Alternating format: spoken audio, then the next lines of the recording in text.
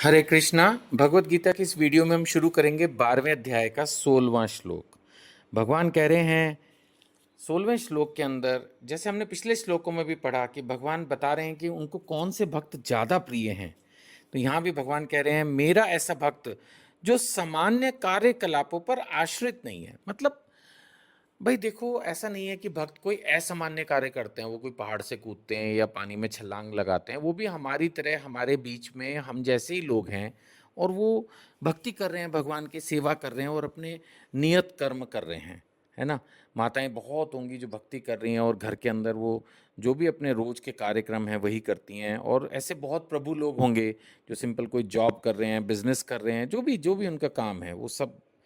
तो लेकिन ऐसा नहीं है कि उनको ऐसा लगता है कि अगर हम ये कार्य नहीं कर पाएँगे तो हम बर्बाद हो जाएँगे वो, बस ये उनमें फ़र्क है।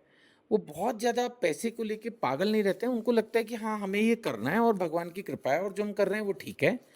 वो नेचुरली ऐसे उल्टे-सीधे काम तो करते नहीं कि चलो भई कुछ ऐसी स्कीम बनाएँ कि लोगों को कैसे धोखा दें या मार डालें या कुछ ऐसा। तो भक्त लोग कभी इस तरह के उल्टे-सीधे कार्यक्रमों में तो हिस्सा लेते ही नहीं, उनका जीवन ठीक-ठीक, सीधा-सीधा होता है।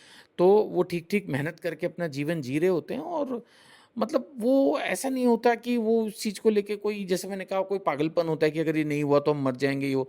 उनको पिछले श्लोक में भी हमने चर्चा की कि वो भय और चिंता से मुक्त होते हैं। वो अपना जीवन जीते हैं, सेवा भाव में जीते हैं, और उनको यही लगता है कि हम ये सब भगवान की सेवा के रूप में कर रहे हैं। सो भगवान कह रहे हैं मेरा ऐसा भक्त जो सामान्य कार्यकलापों पर आश्रित नहीं है, शुद्ध है। नेचुरली प्रभुपाद जी लिख रहे हैं वो दिन में 2 बार स्नान करता है। अब ये अगर किसी के लिए संभव ना हो, मैं क्या बोलूँ, मैं खुद ही 1 बार स्नान करता हूँ। तो लेकिन फिर भी अगर कर सकें तो बहुत अच्छा होगा। जिन लोगों के पास समय है और शुद्धता पर बहुत ज़्यादा ध्यान दे रहे हैं तो उनको करना चाहिए।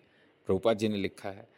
तो जो शुद्ध है, दक्ष का मतलब एक्सपर्ट, निपुण, बहुत बढ़िया हर चीज़ में।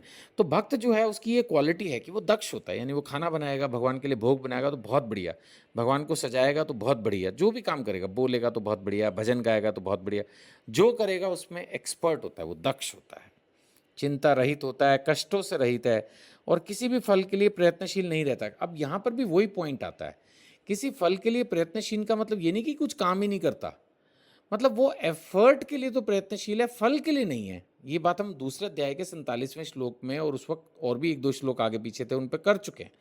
यानी भक्त जो है वो अपना बेस्ट करता है, उसके बाद वो फल भगवान पे छोड़ देता है, क्योंकि वैसे भी फल भगवान को ही देना है। तो उसके लिए वो ज़्यादा चिंता करता नहीं, और चिंता करने का कोई फ़ायदा भी नहीं है। चलिए एक और श्लोक इसी वीडियो में लेंगे।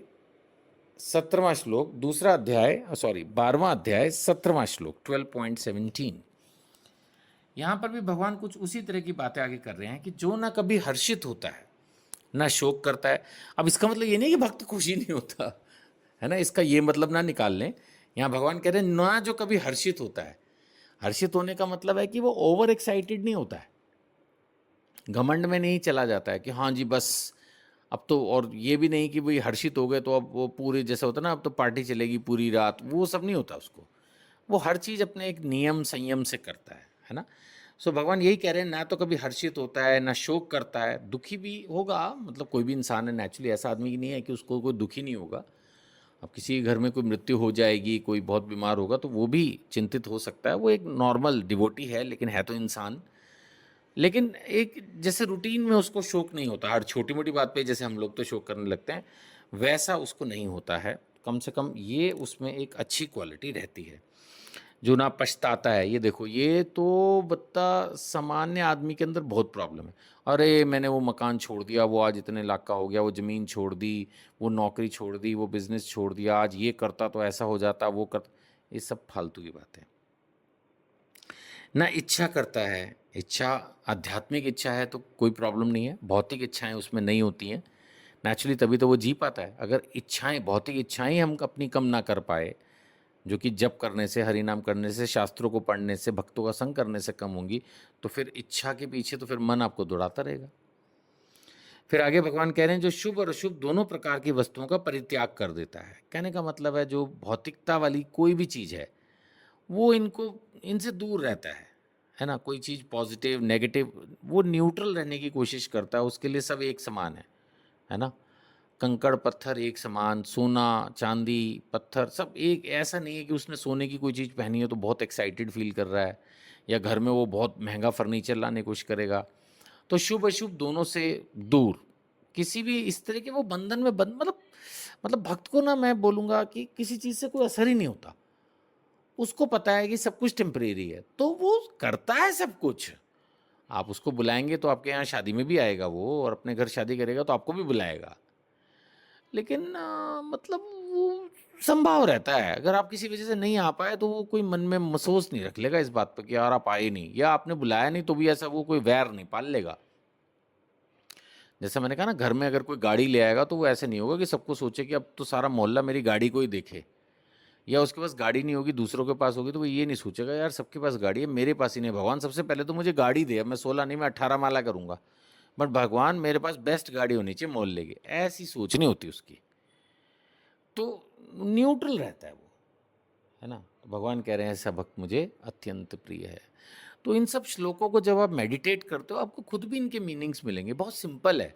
मेरा भगवत गीता की ये वीडियो सीरीज़ बनाने का, ऑडियो सीरीज़ बनाने का रीज़न यही था कि लोगों को लगे कि हाँ ये तो बहुत आसान है, इसको तो हम खुद भी पढ़ सकते हैं। प्रभुपाद जी ने इतनी अच्छी भगवत गीता लिखी है, इसके अलावा गीता प्रेस की भी भगवत गीता इतनी अच्छी है, तो आप कोई भी भगवत गीता खरीद के पढ़ सकते हैं। अगर मेरी वीडियो फॉलो कर रहे हैं तो खैर मैंने इस्कॉन की भगवत गीता से बनाई है तो बेटर है आप उसी को एक बार तो पढ़ें कम से कम, और फिर उसके बाद आप देखें कैसे इसको नॉलेज को प्रैक्टिकली अपनी लाइफ में अप्लाई करना है। तो बड़े ही सिंपल भाषा में भगवान ने भी बोला और प्रभुपाद जी ने भी बहुत सिंपल वे में उसको एक्सप्लेन किया है, और आप भी इसको पढ़ के लाभ उठा सकते हैं और दूसरों को भी इस लाभ के लिए आप ऐड करें, है ना। अगर आप व्हाट्सएप ग्रुप में जुड़े हुए हैं तो उस व्हाट्सएप ग्रुप में औरों को जोड़ें, नहीं तो इन वीडियोस को किसी दूसरे व्हाट्सएप ग्रुप में फॉरवर्ड करें। लोगों को कैसे भी भगवत गीता पढ़ने के लिए इंस्पायर कीजिए। ये एक बहुत ही महत्वपूर्ण ग्रंथ है जो हर व्यक्ति को जीवन में एक बार तो एटलीस्ट जरूर पढ़ना चाहिए। हरे कृष्णा।